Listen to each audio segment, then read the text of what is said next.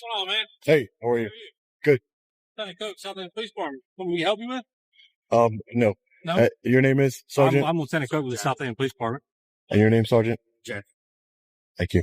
I just got a call saying you're kind of walking around, like taking photos of people's tags and in their cars and stuff. Yeah, that's what I was doing. Is there a reason for that? Yeah, I'm a journalist. I was just gathering content for a story. I'm taking pictures of like the different license plates and stuff. So, taking personal license plates and government tags, or? Well, I don't know what's the difference between personal and government. Some of them say, one doesn't. Well, one of them over here says law enforcement on it, so I don't know. You know what I mean? Are you from Mississippi, or? Oh, I'm not from the area, no. Where are you from? I don't want to answer that. Don't want to answer that. Yeah. Who do you work for? We're journalists. I'm independent, meaning that I work for myself. That's you have an ID on you? No, I don't have any ID on me, no. You don't have any type of form of identification? No. Picture on it? No. Nothing at all? No. Do you have an ID out of the state? What does it matter if I have an ID? Because it's policy for us when we get out and speak with somebody, we identify who they are, so that way we can add it to our CAD notes, so that way if something happens or if somebody wants to file a complaint or whatever, it makes it easier for our bosses to know who we got and spoke with. Yeah, Lieutenant, I do have an ID. Okay. I don't have it on me, and I don't... All right, guys, buckle up, because what you're about to see starts off calm but quickly turns into something way bigger. A man is simply sitting in his car, minding his own business during a break, when suddenly a police officer approaches and immediately starts asking for identification. No greeting, no explanation, just pressure right out the gate. The man pushes back instantly, making it clear there's no crime, no suspicion, nothing that justifies this demand. But instead of backing off, the officer doubles down, throwing out hypothetical threats like, "What if you had a weapon?" Trying to justify authority where there is none. And right here, this is where everything begins.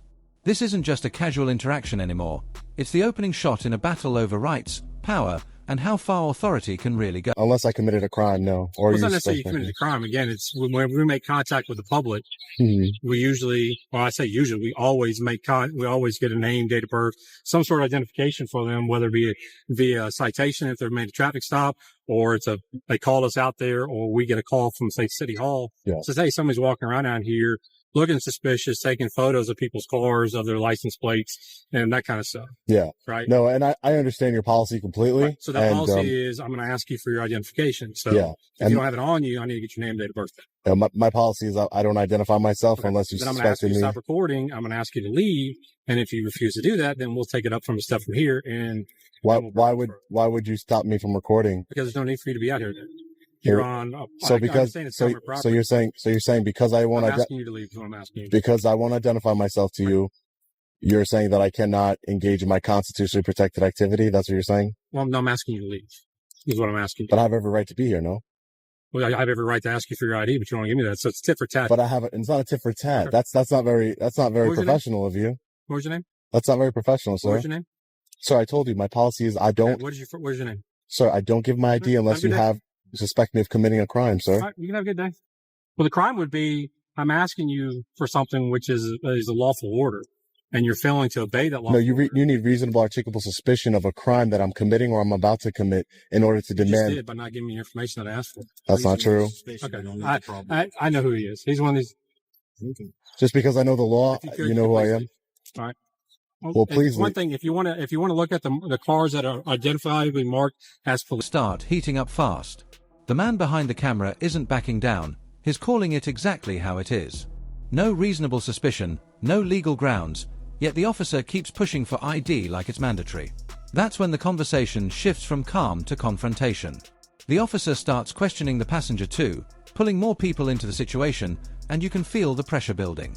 But here's the key: pressure is not law. The civilian makes it crystal clear: authority doesn't mean control without cause. He even warns about legal action, showing he's not intimidated by the badge or the tone.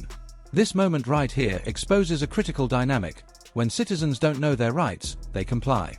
But when they do, the entire script flips, and suddenly the officer is the one being challenged. Let's say, why would they do that? Preferential treatment? Mississippi has law enforcement tags that actually sponsor law enforcement activities, i.e., the benevolence fund. So when a cop gets killed, their family has money that's given to them to help support them because they lost the income. I can respect that. Yeah. That's what that tag's for. Okay. The only cars that you're going to be allowed to look at out in this lot are ones that are clearly marked as South Haven Police Department or have a government tag, like on my own marked unit, that has a government tag. Outside of that, you cannot take pictures of those cars. You can't take pictures of the inside of those cars because that's private property. And by doing such, you are trespassing into that private property. That's ridiculous. Okay. I'm just telling you that's how it's going to work. You can't trespass the eyes. And at the end of the day, if it's in public, I could see it. If you went up on a traffic stop and you're looking in somebody's, it's the plain view doctrine. It's the plain view doctrine, correct? If you could see it, are you trespassing into? Reasonable suspicion to be out here to are you when you're on a traffic stop, Lieutenant? Please, I'll let you talk. Can you let me talk? When you're at a traffic stop and you're looking in somebody's car with your flashlight, do you have any reasonable suspicion or anything? No, because it's called the plain view doctrine. Anything you can see from public. That's it. And if you see a drugs or a gun or a firearm from plain view.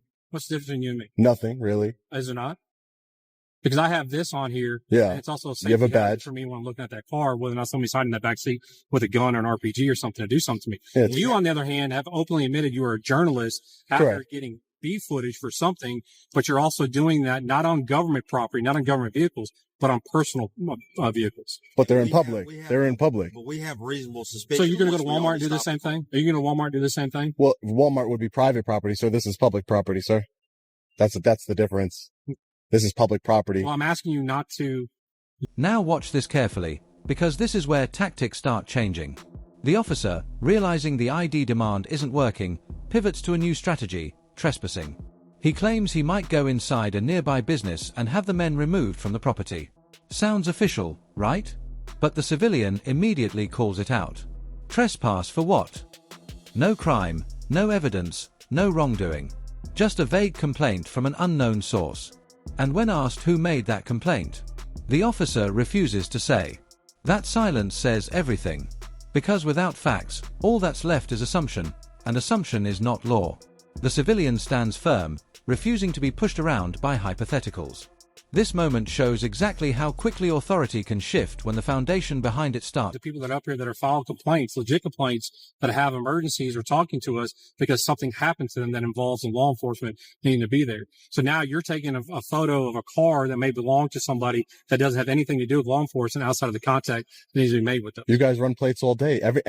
Anybody who's parked in it. Right to do that. If I'm in Walmart, giving your example, if I'm in Walmart and I'm going inside of Walmart, I can see the plates from anywhere I can. Sir, I think you're being unreasonable. I'm not. I'm being very reasonable. I'm being very reasonable.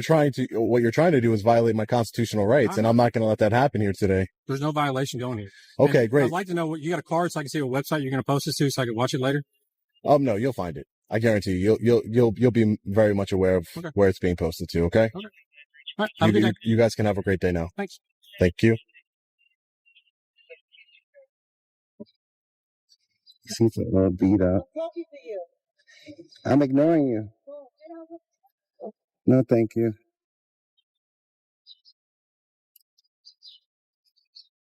Get out. I don't care if you're recording. You're not supposed to be here. I'm talking to you. Get out from stop looking into the officers' cars. Let's go. Let's go. Let's get out from the car. Get out from the sidewalk? No, from the car. You were looking inside the car. So? You cannot be doing that. Why not? Stay away from here. Is it against the law? It is against the law. You thought you were looking inside the cars. I don't know if you want to vandalize it. Stay away from the car, sir. You don't know? I don't care if you're recording. I'm recording too. Okay, so let me get your card. Well, get away from the cars and I give you a card. Well, I'm not. It don't work like that. Well, it doesn't work how you want to say it. It does. Right, it does. Because right now, sir. Right now, sir, ma'am, sir, I don't care. Ma'am, sir, I don't you came care. up to me to be disrespectful? Sir, you were looking inside the cars. Okay. Why are you looking inside the cars? I'm just going to allow you to expose yourself. Why are you looking inside Go ahead, the cars? expose yourself. Why are you looking? Really interesting. The officer walks away to verify the complaint, and the camera keeps rolling. The man takes this moment to break it down for the audience, calling out what he believes is a pattern: intimidation first, justification later. He makes it clear, this is how rights slowly get chipped away when people don't question authority. But this time, different story. When the officer returns, everything starts falling apart. The business confirms there was no wrongdoing, no selling, no disturbance, nothing. Just like that, the entire reason for the stop collapses. And you can feel it, the shift in energy, the loss of control. What started as suspicion is now exposed as weak, unsupported, and unnecessary. And yet, instead of ending cleanly, the tension keeps rising. You're supposed to do that. Says who? This is property. It's private property. No, it's the not. NYPD. Yes, sir. Okay. Who owns the NYPD? You want to stay in the sidewalk? Who owns the NYPD? Stay away from the car. No, thank you. My things are there. He's looking inside the car. What's up, man? So what? He was looking inside State the of car. crime. I don't know if he wants to break a window. State of crime. State of crime. I don't know. State of crime. He's looking inside the car. State of I crime. don't know if you want Did you witness a crime? I don't know. Did you witness a crime? I don't know your intentions, sir. If you don't witness a crime, you have no authority over me. Your intentions. I said You want to be step rude? away Let's from be the rude. car. I said step Please away don't from touch the me. car. Are you I getting said in the step car? away from the car. I'm said having a step away from the conversation. car. You're not having a conversation. Did you witness a crime? I don't know what Yes your or no? intentions- Yes I or don't no? know what your You don't know what intentions anybody's. are. You didn't ask me my I'm intentions. not looking into people's And you see cars. what I'm doing. I'm not looking into people's These cars. is our cars. Sir. New York Police Department. That means Sir, New York that's owns fine, it. sir. That means my You're not tax dollars looking pay inside the for cars. it. I You don't can't know tell me your what to do. intentions. I don't know. I'm your not. Am I intentions. detained? All right, sir. And then, Am I committing a crime? sir, don't look inside That means the you car. have no authority over me. Sir, I'm a free American, right? all right, that's fine. So why don't you All I respect my said- rights? all I said was Right now I'm stay away protected. from the cars. Right now I'm protected by 3 people, 2 sergeants. I'm protected That's fine, sir. because I'm exercising my rights in All I public. said was So to why you stop not looking protecting me? inside the car. Why would you tell me that? I said stay Why would you away. tell me I that? did say that. Why? I said, because you cannot be looking Says inside who? the cars. All right. Is there a law Are against you it? done? Are you done Am I recording? committing a Are crime? you done recording, sir? Are Why done you guys don't let her know that I'm not doing anything wrong? No, she came out mad nasty, bossing me around, telling me I can't look at. I said step away So from the what? car. If I commit a crime, arrest me. If I commit a crime, you arrest me. I'm not committing a crime. I'm free. No, I didn't say nothing to you, man. I didn't say nothing to you. You just can't control your ego. Your ego's all the way up here. You just have to say something to me, right? All I do is point the camera, man. You expose your own attitude. I didn't give you that attitude. Did I give you that ego? You know what you were doing. Yeah, yeah. You know what you were doing. Yeah. Okay, Is the breaking point. The officer's argument is unraveling in real time, and the civilian is not holding back anymore. He calls out the behavior, questioning how someone wearing a badge can ignore the very rights they swore to uphold. The officer tries to defend himself, saying things could have gone smoother if he'd been allowed to explain, but by now, it's too late. Trust is gone. Respect is gone. What's left is frustration on both sides. And this is what happens when authority is pushed without foundation. It doesn't build compliance, it builds resistance. The civilian makes it clear he's ready to escalate legally if needed. This isn't just about one stop anymore, it's about accountability. And once that word enters the conversation, everything changes. My employees, because you work for me, respect my rights in public, and clearly you don't. Are you done? Clearly you don't. Are you done trying to intimidate me? I'm not Are you done trying to intimidating boss you. me around? Are you done, sir? You're trying Are you to done? Are you bully me done? out of my Are you rights. done? No, Are I'm you gonna be done? here for like All 20 right, more let's minutes step- well, recording I the have to go. cars. Excuse me. There you go. Excuse me. Excuse me. Trying to You're bully me not out of my allowed to First record Amendment right. inside Of the course car. I am. You're You're not allowed Inside to park the cars on the Not sidewalk. the car. Should I Not call the inside Department of Justice? Go ahead. Should I call the DOJ and let them know that the 44th precinct is still parking on the sidewalk? Yeah, just go back to work. Lose the ego. You done? I need your card. That's a right to know act. That's a law. I need your card. Yeah, I need her card. So she tried to get me unlawful orders. Permiso, excuse me. I just need her card. That's it.